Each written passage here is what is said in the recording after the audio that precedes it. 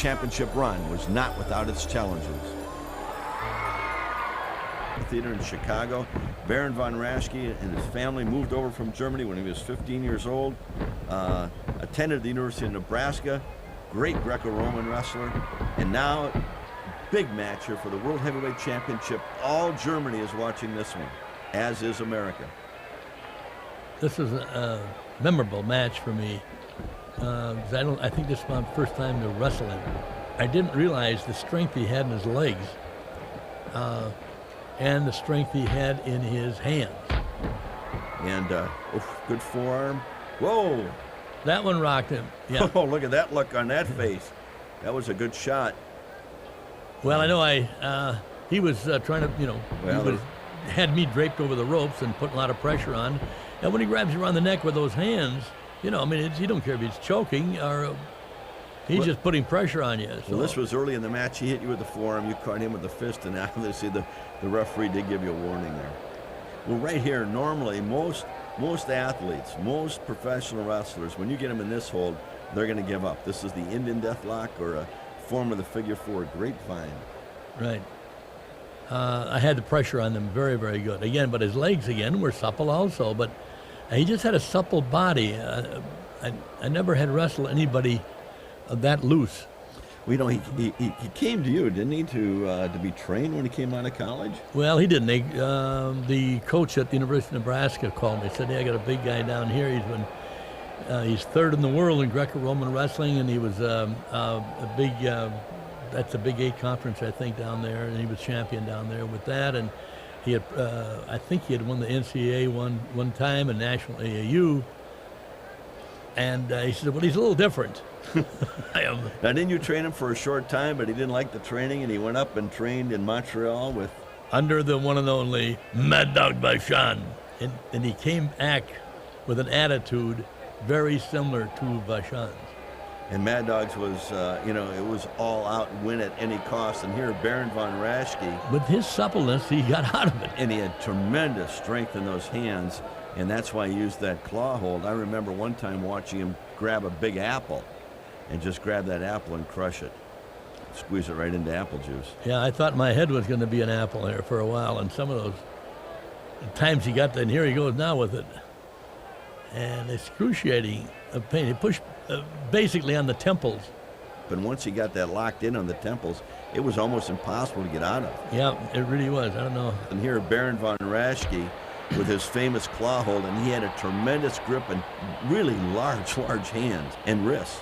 You can see how the size of his wrists and forearm takes two of my hands to get around it. The pain didn't go away just because it took his wrist off. I mean, you're still, your head is throbbing, and you got to really just kind of get a little time to shake it loose. One thing I'm seeing right here in the short time that we've watched is you're not wrestling your style. Well, it's pretty hard to wrestle your style when when the guy's got a claw hold on your head. Well, I know, but I mean the pace of the match. You always taught me that you have to try to set the pace of the match and make that wrestler wrestle your style, and when you do that, you've got an advantage. But it looks like von Raschke got you kind of going his way. Well, he was, I was, he's had a lot of weight on me, about 50 pounds. And he's basically a great wrestler. So you had to really keep moving and get out of his way. Got to get him off balance. Bingo. There, that one landed good. Another one. And another. I felt good doing that, I'll guarantee you. He looked a little bit like the Hunchback of Notre Dame there. Well, you know how this, right? When somebody's dishing it out to you, boy, when you can dish it back, it feels good.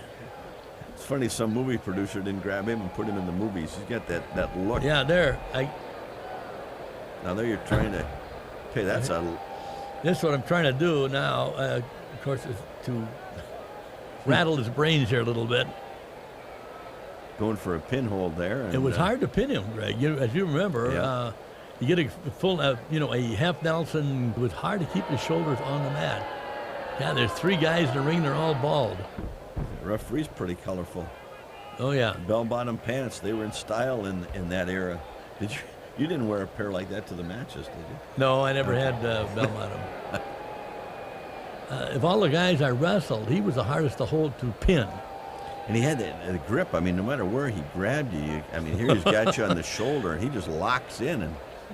And he didn't mind where he grabbed you, Greg. You remember that? I remember that, too. There's that good right hand that usually will get anybody to break any hold. Well, you had to do anything you could because he was doing the same thing. All I'm doing is trying to wrestle his style, so I could shake him up and get him off balance and put that on him, the sleeper hold. And that's what happened right there. And it was still tough to get him in a position to get that on because look at how tall he is. I mean, he's got he kind of the long torso and the shorter legs, but he still went about 6'5". And it was hard to get leverage on him to control him, even with the sleeper hold. Yeah, it was because you couldn't get the carotids in there. The referee would break my hold up, saying you got a chokehold on him. There we go. I remember at this time in Germany, this was shortly after the Olympics, so Baron von Raschke was, he was a big name over there, and this was a big match, and the Germans really wanted him to bring that world title back, and they wanted their own as the heavyweight champion. So this was a big international world heavyweight championship match. And then, the pain didn't go away just because it took his wrist off. I mean, your head is throbbing. I got the sleeper on him again. It's hard to hold again. I think maybe this might be it. And of course, that pressure has to be on the carotid and not on the larynx, or it can't be a chokehold is what I'm getting at. Otherwise, the referee will break it up. But sometimes he would slip around.